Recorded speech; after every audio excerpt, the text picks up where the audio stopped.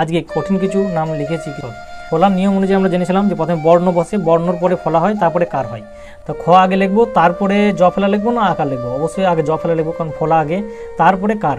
আর খ আছে, খ আগে লিখবো, জ ফেলা আগে দেখবো, আকার তারপরে লিখবো। ঠিক এরকম এখানেও তাই। তাহলে তালবস্য আছে, তালবস্য আগে লিখবো, তারপরে ল আছে, ল লিখবো, তারপরে ওকার লিখবো। এটা নিয়ম। তো মানিক্য বানানটা আমরা কনভার্ট করি।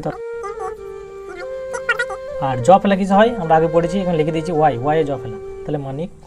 এখানে খেয়াল করুন, মানিক্য কয় যে ফেলা ক, তার সাথে অকার, একার আকার কিছু নাই, এখানে কার নেই, তাহলে আমাকে অকার আছে না দেখতে হবে।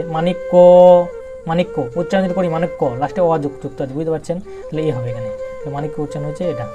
তারপরে এটা বিখ্যাত, তাহলে বি জ ফেলা কিছু হয়, ওয়াই এ জ ফেলা, লাস্টে খ্যাত অকার যুক্ত আছে, তাহলে এখানেও এ লাগবে। তারপর দেখুন প্রাথমিক, এগুলো নিজে করবেন পারবেন। এখানে একটা দিই সর্বনাশটা বুঝিয়ে দিই। সর্বনাশটা দেখো দন্তি স আগে লিখবো এস।